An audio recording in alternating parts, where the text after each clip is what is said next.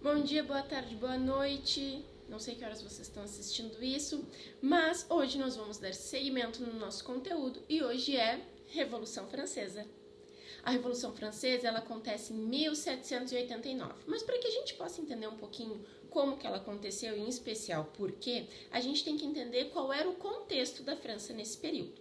A gente está falando do antigo regime, quando era o absolutismo monárquico, que a prof já conversou e eu sei que vocês lembram. Poder concentrado nas mãos do rei, uma sociedade estamental, lembra da pirâmide que a prof mostrou? Que a gente ia ter 3 estados, o clero, a nobreza e o povão, os chinelões ali de baixo, né? Essa gurizada representava 98% da população. E somente eles pagavam imposto, o clero e a nobreza não pagavam, e eles viviam numa situação financeira muito, muito crítica. Para ajudar essa desigualdade social, para ajudar que somente o terceiro estado pagava imposto, para ajudar que o clero e a nobreza viviam no bem bom enquanto a população passava fome, veio um período, teve 2 anos de uma seca horrorosa na França, e quando tu tem seca, tu não tem produção de cereais, tu não consegue alimentar os animais, tu não, né? Acaba desencadeando uma reação em cadeia enorme, mas acaba acontecendo uma reação em cadeia enorme que vai prejudicar toda a população francesa no período.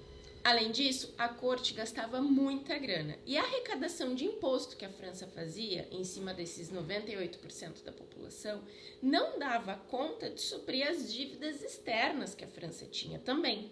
A França devia muita grana para a Inglaterra.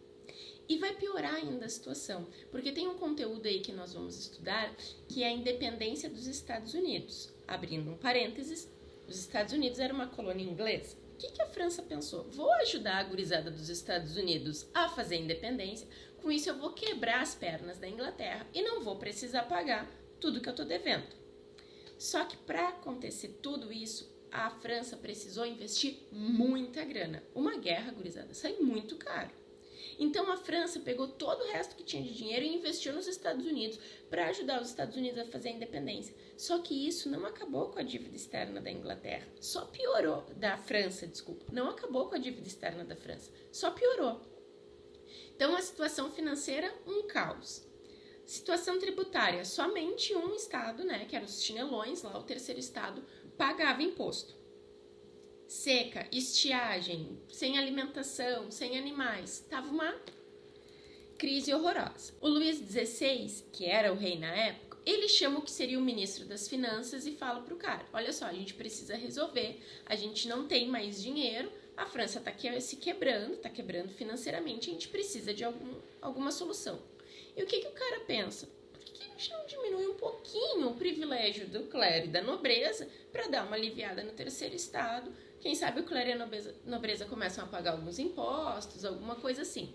O que o Luís XVI, de maneira muito sábia, vai fazer? Demite o cara. Não, o cara não presta para isso. O que o Luís XVI vai fazer depois? Chama uma Assembleia dos Estados Gerais, né? Assembleia dos Estados Gerais. E o que era essa Assembleia? Ele juntou, então, representantes do clero, representantes da nobreza e representantes do terceiro estado, dos chinelões. E tá, gurizada, vamos pensar juntos, então, como que a gente pode solucionar os problemas financeiros da França.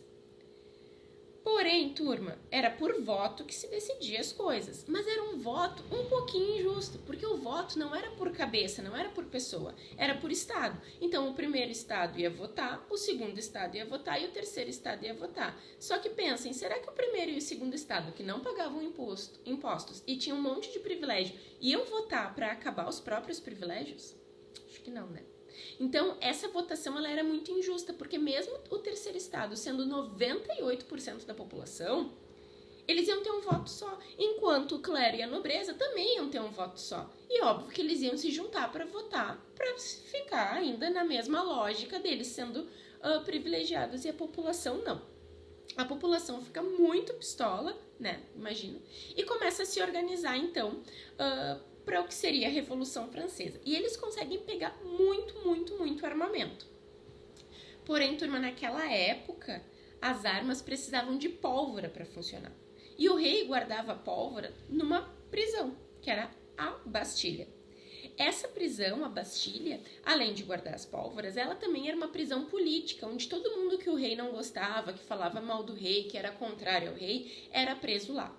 A população marcha em direção à Bastilha e toma a Bastilha, por isso que tem a tomada da Bastilha. E também derruba a Bastilha.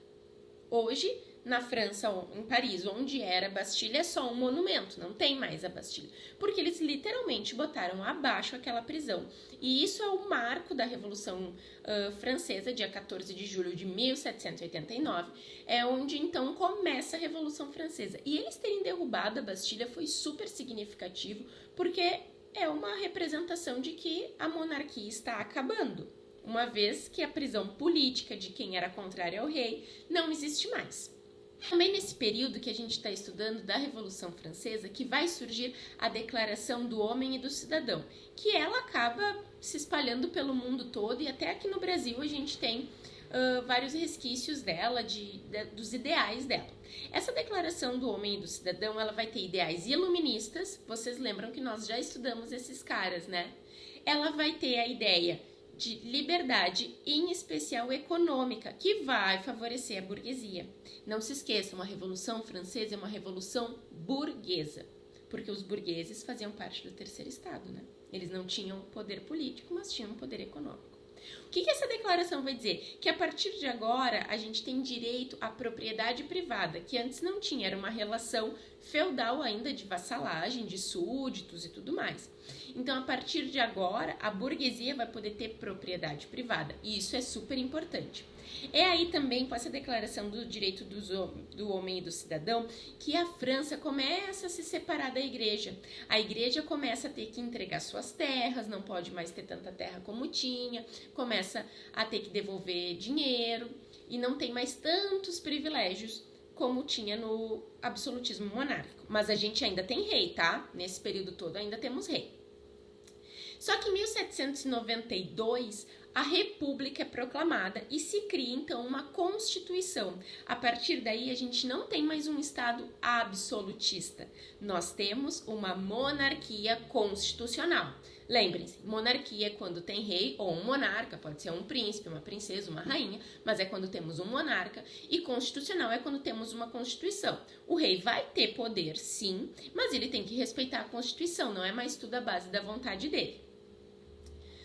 O rei tenta fugir, porque ele viu que a situação estava muito caótica para ele.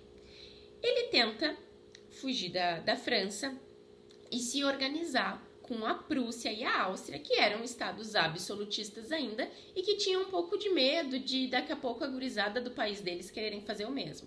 O Luís XVI, que é o rei que vai passar pela Revolução Francesa, na tentativa de fugir da França, ele é pego, condenado e ele é morto. Durante a República Francesa, nós vamos ter dois períodos, a República Girondina e a República Jacobina. E agora a prof vai abrir outro parênteses para explicar algo que eu acho muito interessante e que tem, efeitos até os dias de hoje. Quando o pessoal da Revolução Francesa, enfim, os deputados, todo mundo se organizava para votar, para decidir alguma coisa, era bem normal que os girondinos ficassem à direita, os jacobinos ficassem à esquerda e aqueles que ainda não tinham muita opinião formada, não sabiam muito bem o que eles achavam, ficavam no centro. Isso lembra vocês alguma coisa? O nosso espectro político, né? Nós ainda usamos a expressão as pessoas ou políticos de direita e os políticos ou pessoas de esquerda. E quem ainda não tem muita opinião formada, que não fica nem para um lado nem para o outro, é o pessoal do centro. E quem eram esses girondinos, né? Os girondinos eram o pessoal um pouco mais conservador, da alta burguesia, que tinha muito mais grana, que tinha terra e que não queria dar direito para todo mundo. Eles achavam que deveriam votar, que as pessoas deveriam participar, mas não todo mundo. E que o voto deveria ser censitário, que a prof também já explicou para vocês, que é aquele voto que é a partir da tua renda. Se tu tem uma renda mínima de tanto, tu pode votar.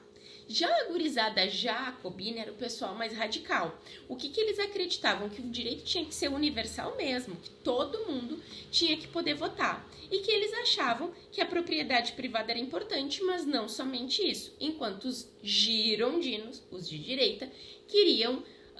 a primeira pauta deles seria a propriedade privada. E é aí que vai surgir uma gurizadinha dentro dos jacobinos, que é o pessoal da esquerda, mais hardcore, mais radical, que vão apoiar o Robespierre. O Robespierre é o Maximilien Robespierre, né? Ele era um político da época dos jacobinos que vai então tomar o poder naquele período. Só que o Robespierre se passa demais e todo mundo que é contrário à revolução, na ideia dele, acaba indo para a guilhotina. A guilhotina era um método, né, de matar a pessoa que cortavam a cabeça. E por que é importante a gente pensar na guilhotina? E ela é super referência para a Revolução Francesa. Porque naquele período, dependendo da tua classe social, se tu era condenado à morte por um crime, dependendo da tua classe social, tu tinha uma determinada morte. E o pessoal, né, das camadas mais altas, do clero, da nobreza, que fossem condenados à morte, eles eram guilhotinados. E os revolucionários, né, tanto os jacobinos quanto os girondinos, eles começam a escolher a guilhotina como forma de morte universal para mostrar que a partir de agora eram todos iguais. Não tinha mais como a aristocracia, né, os poderosos ou os mais ricos terem uma morte e enquanto a população mais humilde acabar tendo outra. Então todo mundo morria do mesmo jeito, na guilhotina. O Robespierre começou a matar muita gente e essa fase ficou conhecida como a fase do terror. Todo mundo que era contrário à Revolução Francesa perdia a cabeça. Só que o pessoal começou, o Robespierre tá se passando, tá matando muita gente, vamos fazer o quê? Vamos matar o Robespierre. E acabam julgando o Robespierre e ele vai pra guilhotina também e acaba sendo morto. Em 1795, então, o Robespierre é morto e começa o período que vai ser conhecido como o período do Diretório. Quem vai estar no poder são os girondinos e volta o voto censitário, só pode votar se tu tiver grana. Eles vão colocar em prática basicamente todos os desejos da burguesia. A liberdade comercial, a liberdade dos impostos, vão colocar também a propriedade privada, sempre, né, uma premissa muito importante para os girondinos. Só que assim, gurizada, já ia fechar 10 anos que estavam tendo a Revolução Francesa. A população, os chinelões, ali as camadas mais populares, não tiveram mudança nenhuma na sua vida praticamente. Ficava trocando entre girondino e jacobino, mas não tinha muita diferença. Me esqueci de falar. O rei que tinha tentado fugir para a Prússia e para a Áustria acaba sendo guilhotinado. A cabeça dele é cortada. Um tempo depois, a esposa dele, que era Maria Antonieta, que a população odiava, vai ser guilhotinada também. Para a população, os mais chinelões ali, dentro do terceiro estado, que tinha a burguesia, os camponeses, enfim, a gurizada mais humilde não teve mudança nenhuma na vida deles. Eles continuavam com uma situação financeira crítica, eles continuavam com uma desigualdade social enorme e ficava mudando entre jacobinos e girondinos e para a população nada mudou. Só que eles estavam muito cansados, né, gente? Muita gente morreu nesse período, muita gente morreu mesmo. E é aí que, com o apoio da população, apoio do exército, vai surgir um cara que era general do exército, que estava lá lutando no exército francês, que se chama Napoleão Bonaparte. O Napoleão ele vai dar um golpe, que ficou conhecido como golpe 18 Brumário, porque no calendário francês existia esse mês. O 18 Brumário, ele vai ser um golpe de estado que o Napoleão vai dar, vai tomar o poder. E vai acabar, então, em 1799, são 10 anos de Revolução Francesa. Em 1799, o Napoleão dá um golpe de estado, toma o poder e acaba com a Revolução Francesa. O que é importante que a gente tenha noção de Revolução Francesa? Ela vai modificar, primeiro, ela é o marco divisor entre história moderna e história contemporânea. Além disso, ela acaba com o absolutismo monárquico na França e com a monarquia também. Sora, mas o que o Napoleão vai ser? Ele vai ser imperador, mas isso daí no próximo conteúdo eu explico pra vocês, beleza? Ela vai acabar com o absolutismo monárquico, ela vai acabar com a monarquia, ela vai criar uma constituição na França, então a partir de agora, até mesmo o rei ou o imperador vai ter um conjunto de normas e regras, né, que tá acima dele. E ela vai ser um processo revolucionário voltado para a burguesia, porque todo o processo da Revolução Francesa vai ser tentando favorecer o grupo social da burguesia, que já começa, ainda que de maneira bem singela, a se separar do terceiro estado.